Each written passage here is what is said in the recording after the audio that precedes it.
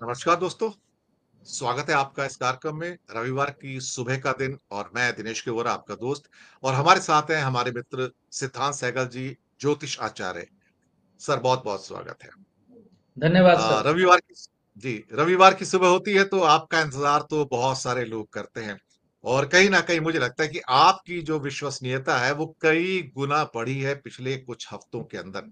उसका एक बहुत बड़ा कारण है कि मार्केट में आजकल बहुत सारे ऐसे लोग भी आए हुए हैं जिनके दावे तो बहुत बड़े होते हैं लेकिन शायद हो सकता है कि जो सामने चीज़ें निकल कर आती हैं पर्दे पर वो उतनी क्या कहते हैं कि प्रभावशाली नहीं हो पाती हैं और फिर वो अपने आप को जस्टिफाई करते हैं।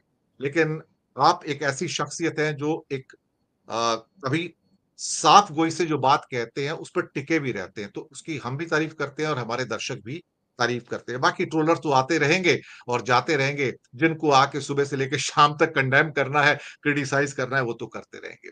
सिद्धांत सहगल जी आज बात करेंगे कि बांग्लादेश से उठते हुए तूफ़ान की और भारत के ऊपर प्रभाव की, अडानी को बचाने की फिर से पूरी कोशिश हो रही है और एक सबसे महत्वपूर्ण मुद्दा जो कल दोपहर के बाद शनिवार की शाम के बाद उभरा है, उसने पूरे देश को हैरान किया कि भारतीय जनता पार्टी ने राहुल गांधी को गद्दार कहते-कहते कि ओसीसीआरपी और मीडिया पार्ट के साथ मिलके, जॉर्ज सोरोस के साथ मिलके वो भारत को राहुल गांधी अस्थिर करना चाहते हैं और साथ में ये भी कह दिया कि वो ओसीसीआरपी राहुल गांधी के साथ मिलके ओसीसीआरपी एक वो ऑर्गेनाइजेशन है जो कि अमेरिका के विदेश विभाग के द्वारा 50% की फंडिंग करती है।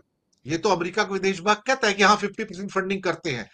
लेकिन इन्होंने इल्जाम लगाया भारतीय जनता पार्टी ने कि अमेरिका भारत को अस्थिर करना चाहता है, डिस्टेबलाइज करना चाहता है, नरेंद्र मोदी की सरकार के ऊपर उसकी इमेज को डेंट करना चाहता है। बड़ा इल्जाम है। कुछ शब्द हैं जिनको मैं यहां पर कहना चाहूंगा और अमेरिका ने जो उसका रिप्लाई दिया है विदेश विभाग ने अपनी एम्बेसी के द्वारा भी उसमें कहा है कि it is disappointing that the ruling party in India would make these kind of wild education accusations.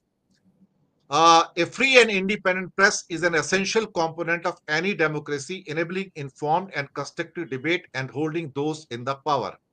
This is the first time in the history that ruling party of India has directly attacked the American government for the stories that are critical of Modi government, which it said had a damaging impact on India's image.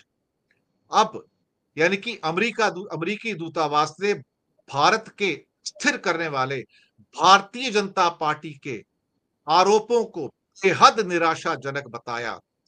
Bhajpa ने आरोप लगाया कि नरेंद्र मोदी और सत्तारूढ़ party पर लक्षित हमले भारत को अस्थिर करने के प्रयास हैं और खोजी पत्रकारों का नेटवर्क ओसीसीआरपी उसका जिम्मेदार है जिसे अमेरिका के विदेश विभाग से 50% फंडिंग मिलता है। अब ये सीधा इल्जाम और उसके बाद कहा कि राहुल गांधी की ओसीसीआरपी के साथ और जॉर्ज सोरोस के साथ जो संबंध है उसके द्वारा उसे गद्दार कहा गया है और वो भी संसद के परिसर में कि उसे गद्दार कहने की बातें हो रही हैं। संबित पात्रा में भी उनको गद्दार कहा, निशिकांत दुबे ने भी ऐसे शब्दों का उपयोग किया।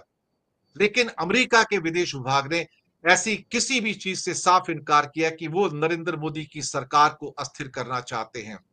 और लेकिन बीजेपी ने इतना डायरेक्ट अटैक किया है कि प्रधानमंत्री नरेंद्र मोदी और सत्तारूढ़ पार्टी पर लक्षित हमलों और भारत को अस्थिर करने के प्रयासों के पीछे अमेरिकी विदेश अमेरिका का विदेश विभाग है। They want to destabilise India, they want to damage the image of Narendra Modi.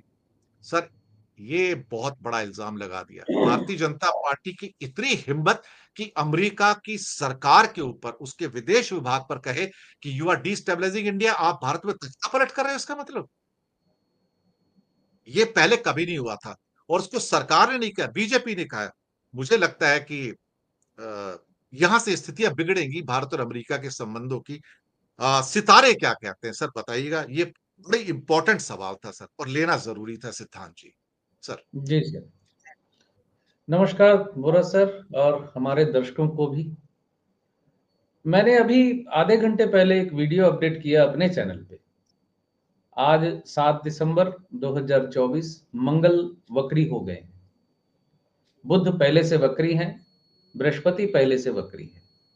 बुध 15 दिसंबर को मार्गी होंगे, 4 फरवरी को गुरुदेव बृहस्पति मार्गी होंगे और 24 फरवरी को मंगल मार्गी होंगे, 80 दिन बाद।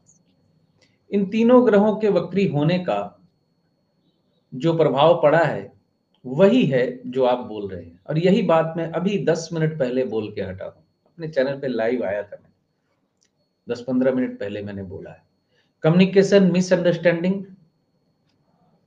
कूटनीतिक असफलता, आपसी समझदारी का अभाव, ये सारी चीजें इंडिकेट कर रही हैं इस वक्त। तीन तीन ग्रहों का वक्री होना कभी भी सहज स्थिति नहीं होती। ग्रह का वक्री होने का मतलब है आत्मचिंतन, पीछे लौटना, वापस उसको ठीक करने की कोशिश करना चीजों को। तो ये जो हो रहा है, और आने वाले समय में जो अतिचारी बृहस्पति का एक डर फैल गया है, हालांकि इस डर के खिलाफ भी मैं कुछ बोलूंगा जरूर। होता क्या है, एक चीज होने वाली होती है तो फिर डराने वाली भविष्यवाणी ज्यादा ज्यादा होने लगती है, जो कि मैं समझता हूं अनयूजुअली नहीं होनी चाहिए, क्योंकि 2012 से मैंने बड़ा सबक लिया है, जब एंड ऑफ डूम्सडे की बिल्कुल ही हंगामा मच गया था। हालांकि मैं उस वक्त भी बोल रहा था कि कोई डूम्सडे नहीं आ रहा है, मेरी बातें पड़ी हुई हैं अभी तक। तो मैं, ये तो ज्योतिषीय पॉइंट्स थे जो मैंने कहा, ये मिसअंडरस्टैंडिंग, ये मिस टॉकिंग, ये गलत तरह की बातें, ये सब बुध का परिणाम है। 15 दिसंबर के बाद देखिएगा कम्युनिकेशन और बातचीत में एक तारतम्यता आने लगेगी।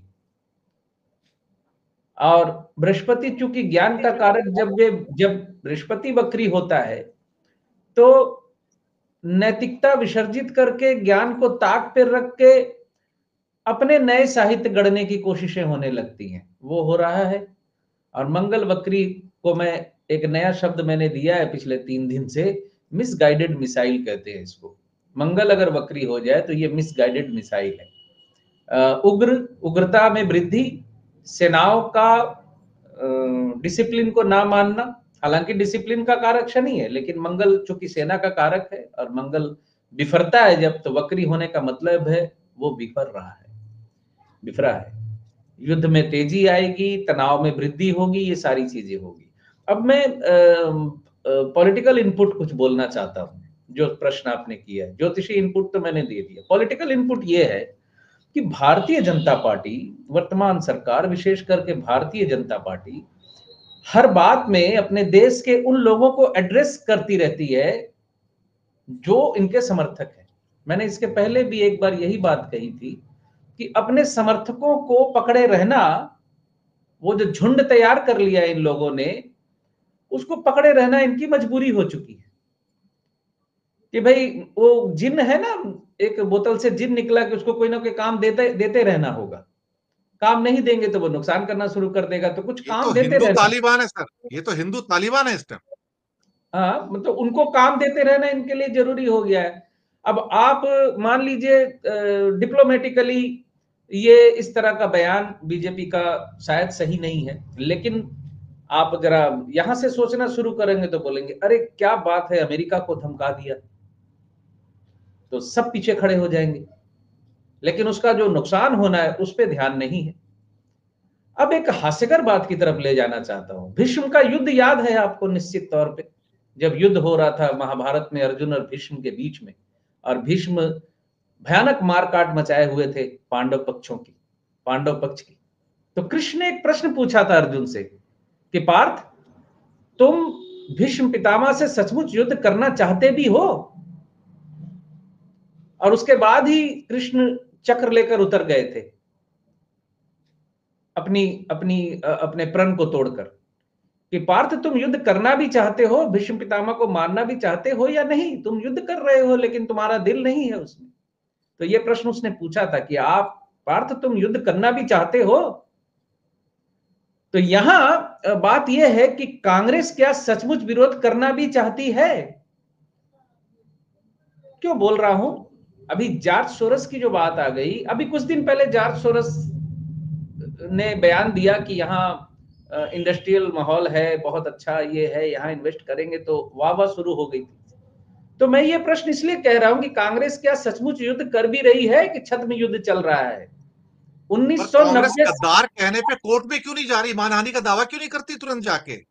करना इतने बड़े चाहिए। पदवी दी गई है गद्दार की, तो जाके बोले प्रूव करें गद्दार हूं मैं, कहे ना। करना चाहिए, करना चाहिए। अब मैं जो कहने जा रहा हूं उसको समझिए। ये जॉर्ज सोरोस को लेकर या राहुल गांधी को लेकर या विदेशी कनेक्शन, इन सब बातों को लेकर जब बातें उठती हैं, हमारे आदरणीय सम्माननीय प्रधानमंत्री नरेंद्र मोदी जी इस वक्त रनिंग प्रधानमंत्री हैं। ऐसा नहीं है कि वो रिटायर हो चुके हैं या वो अब राजनीति में नहीं है, उनकी बातों को उठा के क्या फायदा। इस वक्त हमारे प्रधानमंत्री जी, जो इस वक्त देश के प्रधानमंत्री हैं, 1990 से 95-96 तक का जो रिकॉर्ड है पूरे सोशल मीडिया में घूम रहा है कि विदेशी किस किस नेताओं के साथ वो उस वक्त मिलते थे, और ये शायद 2002 के बाद के भी कुछ चिन्ह हैं इनके। ये पूरे सोशल मीडिया में घूम रहा है। मैं तो काउंटर अटैक उस तरह का दिखता नहीं है मुझे कि काउंटर अटैक कुछ ऐसा हो रहा है। अब वो समर्थक आपस में भिड़े पड़े हैं। अब कोई समर्थक कोई पोस्ट करता है तो उसकी क्या कीमत है? उसकी कोई कीमत नहीं है। तो कांग्रेस सचमुच युद्ध कर भी रही है कि अर्जुन की तरह कोई अलग ही प्रेम उसको छाया हुआ है बीजेपी के साथ। बीजेपी भीष्म पितामह के रोल में आ गई है उनके सामने। ये स्थिति बनी हुई है, मुझे कभी कभी लगता है। एक जी लोकतांत्रिक देश का एक छोटा सा मामूली इंसान, एक नागरिक होने के नाते ये मैं प्रश्न उठा रहा हूं कि कांग्रेस क्या ईमानदारी से सचमुच लड़ भी रही है? जी। पर कहीं ना कहीं मुझे ऐसा लगता है कि अमेरिका के साथ टकराना इनको भारी पड़ेगा, क्योंकि पन्नू का केस अभी चल रहा है, अडानी का केस अमेरिकी कोर्ट में है। और अमेरिका हमेशा ठोक पीट के जवाब देता है, बोल के ज्यादा जवाब नहीं देता ट्रूडो की तरह। ठोक पीट के जवाब देता है जहां पे तड़प के रह जाते हैं। और शायद उसी तड़प के कारण ये अब उसको अटैक कर रहे हैं। लेकिन इस ढंग से अटैक करना, अगर आप अमेरिका के विदेश विभाग को अटैक कर रहे हो तो अमेरिका की सरकार को अटैक कर रहे हो, अमेरिका देश को अटैक कर रहे हो। शायद वो अमेरिका उसको बर्दाश्त नहीं करेगा और उसका रिप्लाई देगा। हालांकि पहला रिप्लाई तो आज आ गया विदेश विभाग से, लेकिन आने वाले रिप्लाई और ज्यादा खतरनाक हो सकते हैं। और वो शायद इंडिया के लिए कुल बुलाने के लिए काफी होंगे।